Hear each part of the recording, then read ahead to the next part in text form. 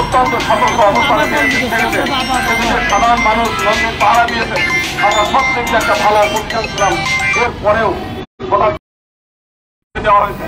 তবে আমরা অত্যন্ত গভীর উদ্বেগের সঙ্গে আমরা দেখতে পাচ্ছি যে সারা বাংলাদেশে হিন্দু সম্প্রদায় এই বিষয় নিয়ে অত্যন্ত আতঙ্কময় জীবনযাপন করছে এবং ওই এলাকার হিন্দু সম্প্রদায় সেখানে বিদ্যুৎ লাইন না থাকায় তারা রাতের বেলায় এখনো ঘরে ফেরে নাই। তবে আমরা একটা বিষয়ে আশ্বস্ত হয়েছে সরকারের সময় যে আজকে ঘটনার সঙ্গে সঙ্গেই পুলিশ সেখানে অভিযানে গিয়েছে, সেনাবাহিনী সেখানে গিয়েছে, আপনার ফায়ার সার্ভিস সেখানে গিয়েছে, কিন্তু দুষ্কৃতিকারীরা পথে পথে সমস্ত জায়গায় বাধা দিয়েছে। যতক্ষণ পর্যন্ত না এই বাড়িঘর পড়ে ততক্ষণ পর্যন্ত সেই দুষ্কৃতিকারীরা পুলিশকে বাধা দিয়েছে, সেনাবাহিনীকে বাধা দিয়েছে, এমনকি ফায়ার সার্ভিসকে সেখানে যেতে বাধা দিয়েছে।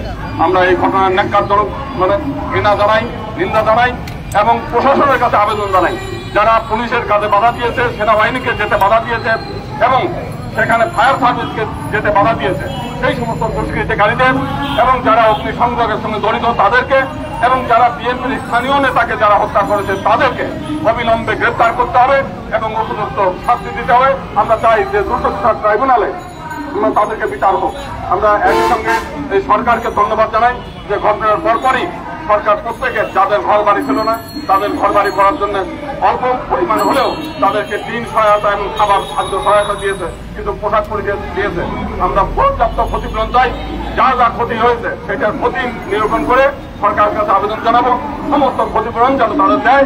একই সঙ্গে এই যারা দুষ্কৃতিকারী তারা যেন কোনো অবস্থাতেই ছাড় না পায় সেই ব্যাপারে আমরা সরকারের কাছে আবেদন জানাই। সকলকে অনেক অনেক ধন্যবাদ। ধন্যবাদ বাংলাদেশ জাতীয় হিন্দু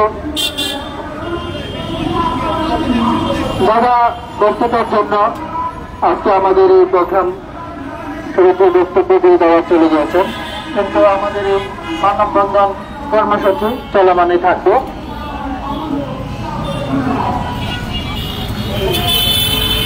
এবার আমাদের মাঝে বক্তব্য নিয়ে আসছেন বাংলাদেশ জাতীয় হিন্দু ছাত্র মহাজোটের সংগ্রামী সাধারণ সম্পাদক নীলোৎপল আদর। নীলোৎপল আদরকে বক্তব্য দেওয়ার জন্য অনুরোধ করছি। আজকে আমাদের এই মানববন্ধন নতুন না, আজকে আমাদের এই মানববন্ধন নতুন না, কারণ বাংলাদেশে হিন্দুদের নির্যাতন, বাংলাদেশে সংখ্যালঘু নির্যাতন নতুন না। কারণ আমরা দেখেছি